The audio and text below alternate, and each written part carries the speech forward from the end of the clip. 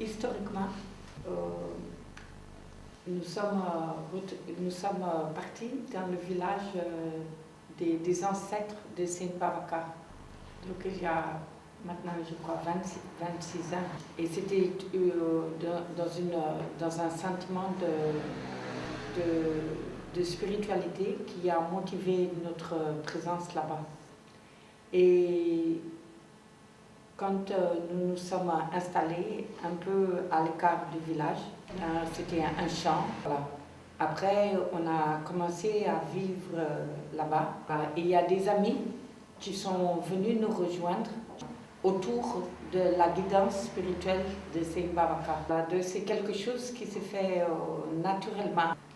Et c'est ce qui explique qu'au fil du temps, c'est devenu une petite communauté avec des gens, chacun avec son histoire. Mais le centre spirituel, c'est Saint-Babacar. C'est pourquoi quand il est quelque part, il est responsable de la guidance spirituelle de la communauté. Et donc, du point de vue de la réalité pratique, voilà, il y a des moments où nous réussissons, on se réunit et quelquefois c'est lui qui va parler, quelquefois c'est des échanges et c'est aussi des échanges avec la communauté mouride à laquelle nous sommes liés, voilà, et plus particulièrement la communauté Baye Fall. Donc il y a des moments d'échange qui quelquefois sont organisés, on sait que tel jour, à telle heure, et des moments qui sont simplement des moments, des circonstances ou de l'inspiration. Et quant aux pratiques qui sont vraiment liées au quotidien à la voie Baye Fall, elle est caractérisée par le chant, mais le chant pour Dieu, c'est-à-dire une méditation du corps qui passe par le souffle et l'art musical, où il y a uniquement le nom de Dieu. Donc la prière, c'est une prière qu'on fait soit par une personne, soit en groupe. Une des formes, il y a beaucoup de façons. Quelquefois, c'est des poèmes arabes, Cheikh Ahmadou Bamba, et que les adultes ou les enfants chantent. Quelquefois, ce sont des chants accompagnés avec les percussions, avec les danses. Quelquefois, c'est avec les guitares et les flûtes, je pense. Mais c'est quelque chose qui est très présent dans la vie quotidienne du Dara. Et c'est un moment qui unit les corps, qui les unit au mystère, aussi ensemble. Et quelquefois, ça peut durer toute la nuit, ou c'est très différent. Mais c'est quelque chose de très fort et qui purifie le cœur, c'est-à-dire une sorte de méditation à travers le chant.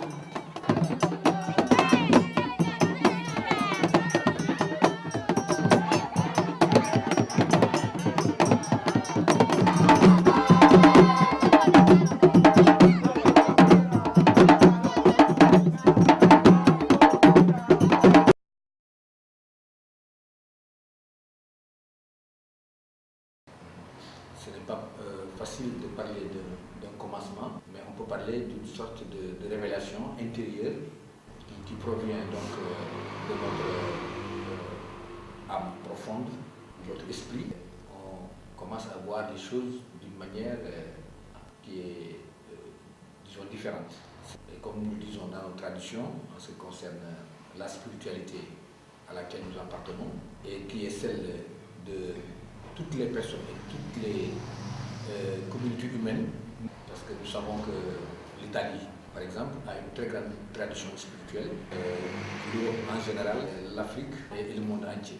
Maintenant, quand nous sommes donc dans un contexte historique qui fait qu'il y a en effet beaucoup de troubles, beaucoup de turbulences, mais partout dans le monde, il y a des cœurs qui se retrouvent parce que tous ces cœurs aspirent à la même chose, dans la mesure où ils ont, en tout cas, senti l'essentiel, qui est l'amour, et l'amour dans le sens profond et universel du terme. Il est arrivé plusieurs fois, quand j'étais enfant, de regarder ma mère et de pleurer, voilà, sans raison apparente. Et quand elle me posait la question, alors je lui dis, parce que je vois tout l'amour de l'univers en toi, en tes gestes, ton regard, ton attention pour nous, toutes les personnes qui t'approchent. Et elle avait même oublié sa propre personne pour distribuer l'amour autour d'elle, à un point tel que ça avait touché profondément mon cœur et celui de tous mes amis et de toute la communauté dans laquelle on vivait ensemble. C'est pour cette raison que, pour répondre à la première question du jour, l'amour, c'est une chose qu'on peut d'abord découvrir à travers les qualités spirituelles de la femme. C'est ce que nous disons dans nos traditions, parce que nous estimons que c'est en soi un exemple suffisant pour comprendre et sentir l'essence véritable de la vie. C'est pourquoi nous avons la certitude qu'en regardant simplement les significations spirituelles de la femme à travers l'histoire, eh bien, on peut comprendre l'essentiel de la spiritualité universelle, car c'est la plus grande expression d'amour qui est la plus évidente et la plus belle.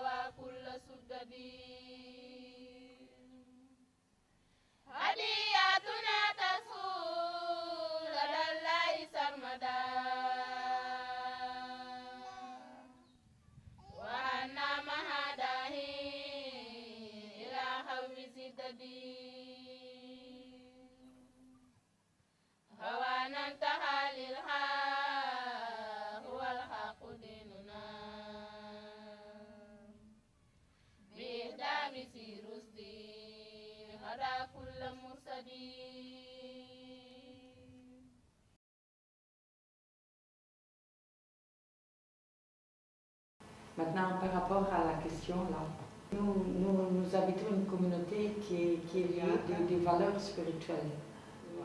Donc, toutes les personnes qui habitent dans la communauté ou qui passent dans la communauté comme des invités, fondamentalement, il y a des valeurs éthiques auxquelles sont attachés les cœurs. Les personnes essayent chacun de marcher chaque jour davantage vers ces valeurs-là.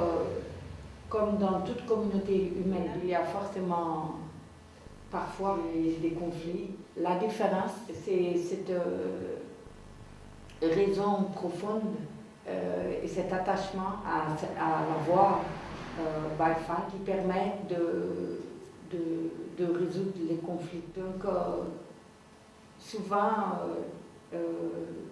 quand il y a un problème interrelationnel, soit les personnes sont capables de faire un retrait intérieur, trouver la façon de régler. Et ça passe beaucoup par la tolérance, de comprendre que l'autre personne est différente et il y a peut-être eu un trouble qui fait qu'il y a conflit. Fondamentalement, c'est toujours l'amour, vision de la vie et des sentiments qui nous lient, des problèmes de la vie ponctuels et qui sont forcément nos épreuves. Donc, quand c'est le cas de la colère, il est recommandé de s'éloigner.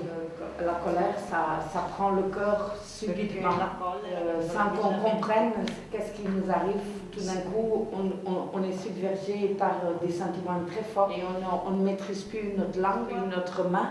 Et on va dire des choses ou faire des choses qu'on va regretter. Et quand les sentiments quand les choses vont se calmer.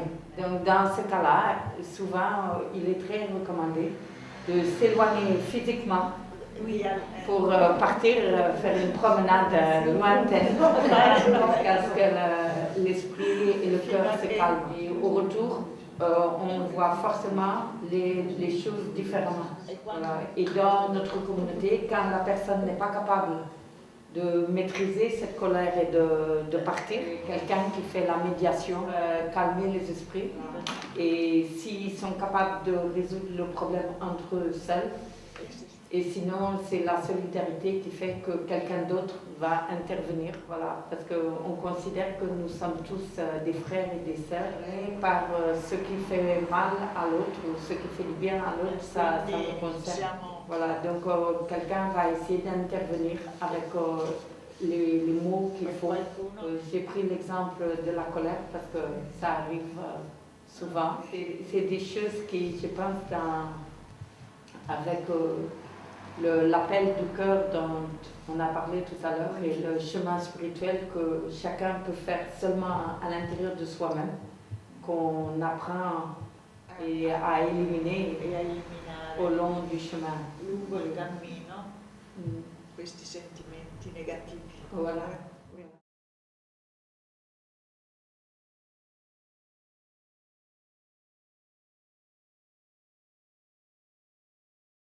Au Sénégal, en effet, les communautés Baïfal, il y en a plusieurs. Voilà. Mais la particularité de Ndem, c'est d'une manière très importante, la présence de Sokhna Aïssa. Ça, c'est un aspect très important.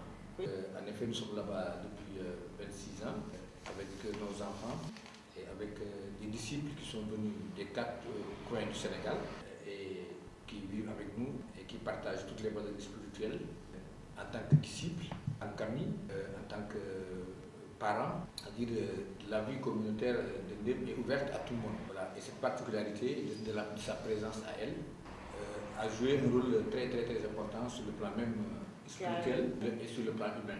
Parce que il y a aussi d'autres disciples qui viennent d'Italie, de France, de la Belgique, d'un peu partout dans le monde. Et donc ça rejoint aussi votre question à Awa, parce qu'en effet, il n'y a pas de préparation préalable. Comme elle a vu elle-même, n'est-ce pas, c'est simplement la vie dans le quotidien, sur la base de l'essentiel, c'est-à-dire des valeurs universelles auxquelles on faisait allusion tout à l'heure. Voilà que nous acceptons toutes les personnes, le cœur, un monde donc très ouvert. Et ça fait partie aussi des préceptes de base de notre éthique. Voilà, donc c'est un endroit qui est un endroit d'accueil, qui se veut aussi un endroit simplement de paix, d'échange et de partage. C'est pour cette raison-là que la particularité de notre communauté avec Aïssa, c'est des valeurs aussi européennes qui viennent enrichir notre monde. C'est ça la grande spécificité, c'est-à-dire cet échange de valeurs et de culture. Voilà, parce qu'à travers elle, les Européens qui sont venus partager la vie avec nous, d'autres qui passent simplement. Voilà, et on pourrait donner l'exemple de Janina et de tous les amis qui ont cette même intention de ne pas venir jusqu'à chez nous. Ça nous apporte des valeurs très importantes, tant sur le plan humain que spirituel. Voilà, donc c'est un monde, un exemple vraiment de rencontre, pour dire des valeurs universelles qui caractérisent notre village et notre communauté. Et je suis conscient personnellement à quel point alors cette union, cette fusion de valeurs universelles nous a donné la force et l'énergie qu'il faut pour aller de l'avant, pour persévérer dans la voie de la paix, dans la voie en tout cas du partage et de l'échange. Tout à fait.